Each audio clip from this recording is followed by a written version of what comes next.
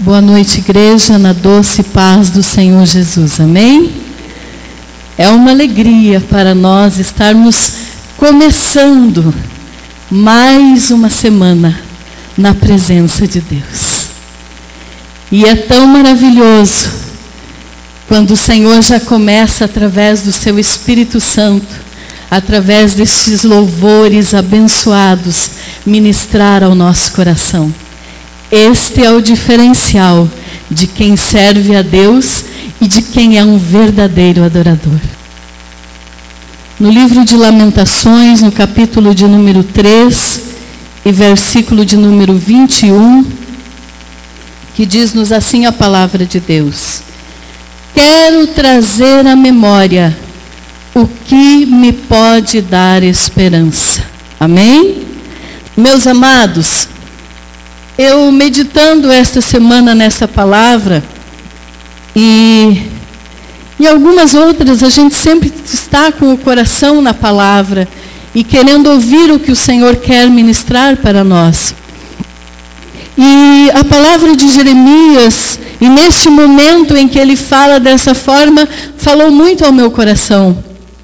Nós encontramos um cenário em que ele fala desta forma, em que Jerusalém, Judá especificamente, estava totalmente devastado. Diz-nos a palavra de Deus e a história que os babilônios haviam invadido e neste momento havia levado 3 levas de cativos judeus para a Babilônia. Todos nós conhecemos e sabemos que numa dessas levas em que foi Daniel, Sadraque, Mesaque, Abidnego e tantos outros. E quando nós vamos ver, nós vamos entender que naquelas pessoas que os babilônios, Nabucodonosor levou para o cativeiro, eram os intelectuais, eram os grandes da época. Eram pessoas escolhidas a dedo, eram lideranças daquela comunidade. E em não bastando ele ter privado o povo dessas lideranças, ele destruiu o templo. Então vocês imaginem a situação do povo.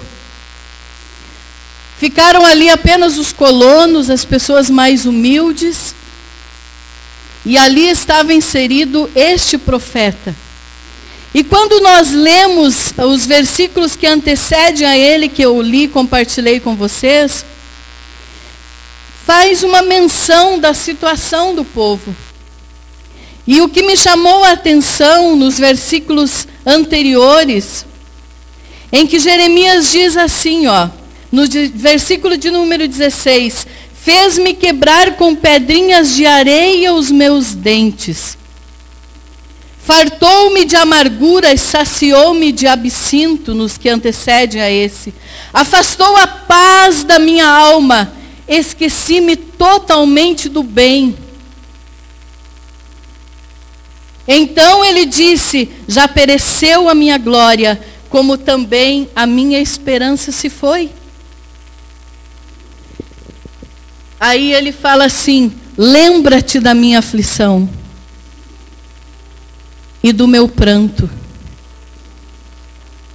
A minha alma, ou melhor, do absinto e do veneno, minha alma continuamente os recorda e se abate dentro de mim. Olha a situação que ele estava. Absinto é algo como fel, amargoso. É uma sensação de amargo no seu coração, na sua boca. Veneno é algo que mata. Mata de dentro para fora. Quando uma pessoa chega a falar desta maneira, um profeta de Deus, imagine como ele estava se sentindo. Ele falava aquilo que ele via no povo em volta dele e sensações que ele mesmo tinha. Ao ver a sua terra devastada, a sua esperança aniquilada, os seus sonhos dizimados. E quando eu li essa passagem, começa a vir ao meu coração, à minha mente, quantos de nós muitas vezes não estamos assim. Nos encontramos desta forma, ou estivemos em algum momento da nossa caminhada em Cristo e com Cristo desta maneira, porque ele era um homem de Deus. Ele era um profeta usado por Deus naquela nação. E ele fala desta maneira. Então, quando nós vemos ele falar assim, a gente às vezes tem aquela sensação de empatia, né? Eu não sei como você chegou aqui, eu não sei o estado da tua casa, do teu trabalho, da tua família, os teus relacionamentos como estão. Mas uma coisa eu sei, que nenhum de nós escapa em algum momento da nossa caminhada de passar por situações e sentimentos assim, de total desespero. E ele escreve, diz-nos a história, que ele escreve em 586 a.C., no finalzinho desse processo, do seu ministério terreno. E quando ele escreve dessa forma, eu não sei quanto tempo ele demorou, eu pensando assim, a gente lê a palavra e parece que é imediatamente após esse versículo 20 que ele escreveu o versículo 21. E essa tarde eu orando sobre isso, e eu pensei assim, mas talvez não foi imediatamente após. Conjectura minha, tá? Mas quem sabe assim ele estava escrevendo, como muitas vezes nós fizemos. Pensamos algo, sentimos algo que machuca, que incomoda, que fere. Nos desiludimos, nos desesperamos, um período de tempo, alguns mais, outros menos, mas todos com dificuldades. E de repente, nesse processo de luta e de dificuldade, em que nós estamos envenenados por dentro, em que nós estamos, a nossa boca com pedrinhas, sabe? Desconforto. E aí, vem aquela rajada do céu.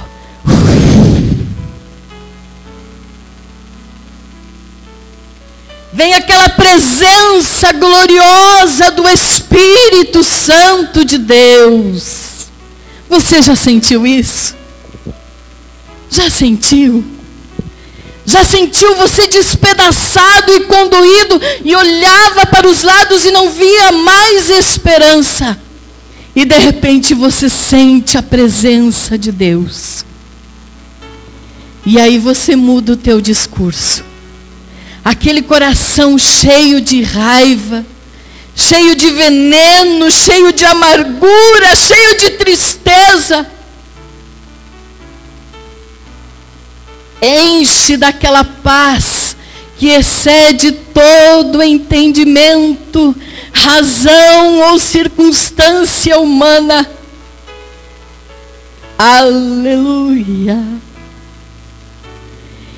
E aí você começa a escrever uma nova história, um novo parágrafo, uma nova circunstância.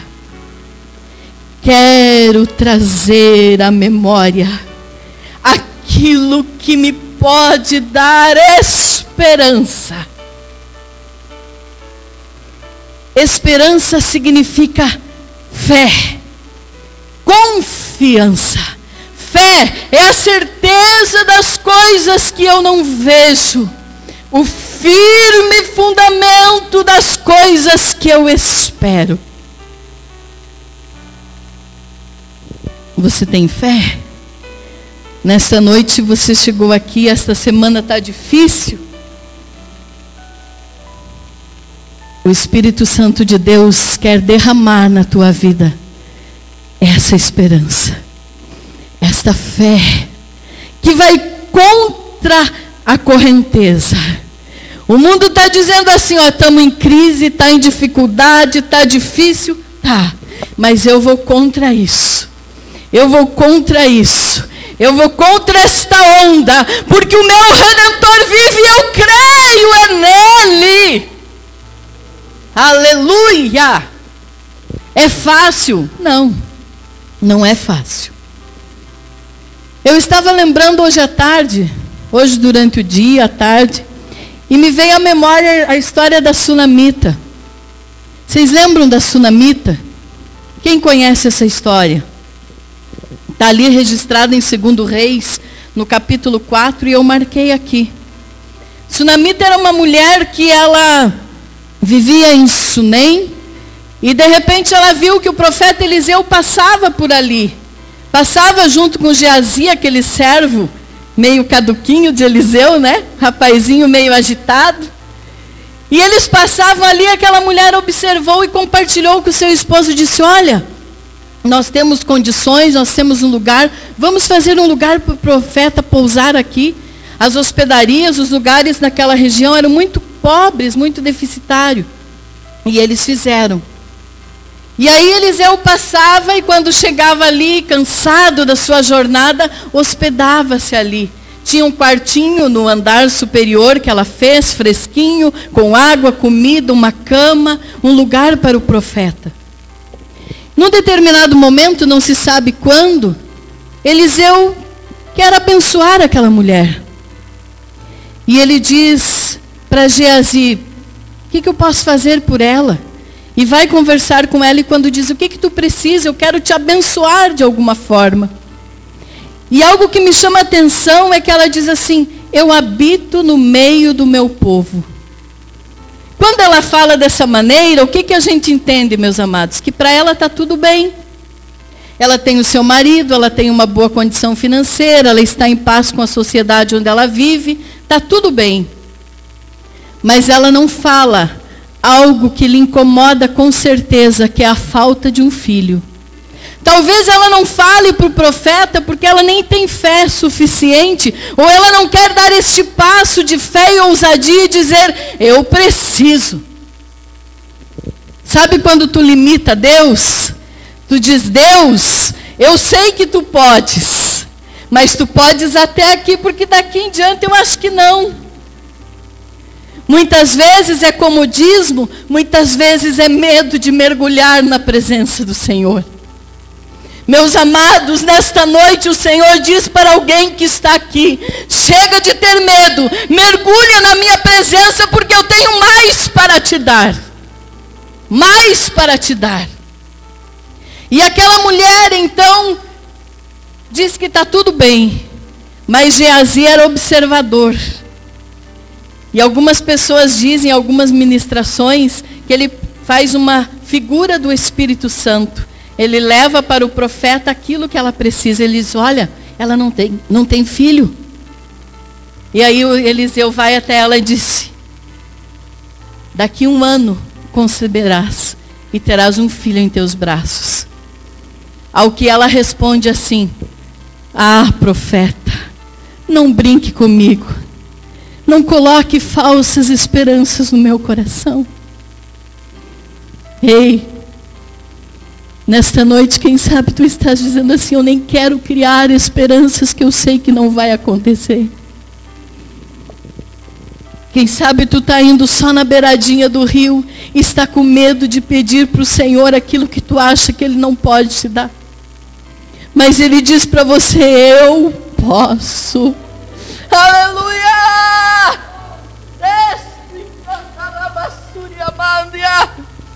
Eu sou o mesmo ontem, hoje, eternamente. Aleluia! Aí nós ficamos no raso, né? No rasinho, para não cairmos em risco de nos decepcionar. Mas em nome de Jesus, nessa noite, mergulhe mais fundo. E então ela recebe, depois de 1 ano, a promessa, o seu filho. E passa-se os anos. E passa-se, não sei, alguns dizem que esse menino tinha 8 para 9 anos, outros já dizem que ele era um adolescente. Mas passa-se os anos. E ele vai com o seu pai para a lavoura. E talvez uma insolação, algo que tenha acontecido. E volta para casa, passa um pouco de tempo de mal ali, meio ruinzinho. E de repente morre. Quando ele morre, se você quer marcar, 2 Reis 4, do 8 ao 23, depois você lê essa história. Quando ele morre, ela sobe, deita ele sobre a cama do homem de Deus, ali no puxadinho, fecha a porta e sai. Chama o seu marido e diz assim: mande um dos moços e uma das jumentas, para que eu corra ao homem de Deus e volte. E o seu marido pergunta: mas o que aconteceu? Por que tu vai hoje? Não é dia de festa, não é sábado. É o que ela disse assim: não faz mal. É comigo e com Deus, é comigo e com o profeta, é comigo e com Eliseu. E não fala para ele do que aconteceu com o seu filho. Então ela monta numa jumenta e diz ao moço: guia e anda, não te detenhas no caminhar, senão quando eu te disser. E ele partiu e foi ter com o homem de Deus. Geazi corre ao encontro dela e pergunta: o que foi? Está tudo bem contigo? Está tudo bem com o teu marido, com o menino? E esta pequena parte eu quero compartilhar com vocês. Ao que ela responde: está tudo bem. Aleluia. Sabe por que ela diz isso, meus amados? Eu penso. Alguns podem pensar diferente. Alguns podem pensar que ela estava variando ou sei lá o quê. Mas eu penso o seguinte: que no momento em que ela viu o seu filho morto, que ela saiu atrás do profeta, ela sabia que aquele homem que fora usado por Deus para lhe dar o que ela mais sonhava e esperava, ele servia a um Deus que pudera abrir a sua madre quando ela já era de certa idade, e o seu esposo também. Era o mesmo Deus que poderia restituir a vida para o menino que havia morrido. Porque ela trouxe à sua memória aquilo que lhe daria esperança, fé, firme fundamento nas coisas que nós esperamos. O que você se lembra quando tudo vai mal? O que vem à tua mente quando tudo está desmoronando? A irmã Rose, eu acho que compartilhou hoje no grupo, né? É Roselaine. E eu disse: mas quem que é? Entrei ali para ver. É a Rose. Ela postou algo muito interessante, falando sobre a questão de um homem que por mais de 30 anos dizia que ia na igreja, ouvia as mensagens, ouvia a palavra, e aquilo nada serviu para ele. 3.000 pregações, e eu não lembro bem certo os detalhes. E aí um rapaz, uma pessoa respondeu que há tantos anos a sua esposa fazia, e ele deveria ter comido mais de 9.000 refeições durante os anos de casado, e que ele não se lembrava. Aí ele disse que não lembrava de todas as mensagens que ele ouvia, que o pastor pregava, e que por isso era inútil. Mas aquele outro disse: a minha esposa preparou mais de 9.000 refeições. Eu não me lembro de 70%, 80%. Estou contextualizando na minha versão aqui, tá? Mas essa comida que ela preparou, mesmo eu não me lembrando, foi ela que me sustentou para que eu não morresse. E assim somos nós. Palavra que vem do céu, palavra de Deus. Muitas vezes tu não se lembra, mas quando for necessário, o Espírito Santo de Deus vai te trazer à memória aquilo que vai te restaurar a esperança. Coloque-se em pé, meus amados, na presença do Senhor. Hoje nossa palavra é mais breve. Nós poderíamos ficar aqui mais uns 15 minutos. Mas eu sei que o Espírito Santo faz a obra nos nossos corações como Ele quer, da maneira como Ele quer. Assim como Ele ministrou o meu coração, eu sei que você está sendo ministrado aí. Eu tenho absoluta convicção de que nesta noite tu vai sair daqui com a tua memória renovada na presença deste Deus. Ei, lembra de quantos livramentos o Senhor já te deu. Lembra de quantos lugares e de tantos lugares que tu estavas. E o Senhor te tirou de lá e tu estás aqui hoje glorificando a Ele, exaltando a Ele. Quero te trazer à memória aquilo que te dá esperança. Se algo nesta noite te incomoda, se algo ao longo desses dias, dessas semanas, desses meses, tem te feito sentir a tua boca seca, uma sensação horrível, teu coração está fechado, amargura, ressentimento, tristeza, nessa noite entrega para o Senhor. Ele está aqui, a mesa está preparada. A mesa está preparada. No domingo nós temos esse costume, mas nesta noite eu quero fazer isso. Nós temos alguns minutinhos. Eu quero te convidar para você vir até o altar e entregar na presença do Senhor tudo aquilo que tu está sentindo. Ele quer curar a tua alma, os teus sentimentos, o teu coração nesta noite. Muitos olham para você e dizem: tem tudo e não falta nada. Mas algo te falta, que é a cobertura do Senhor.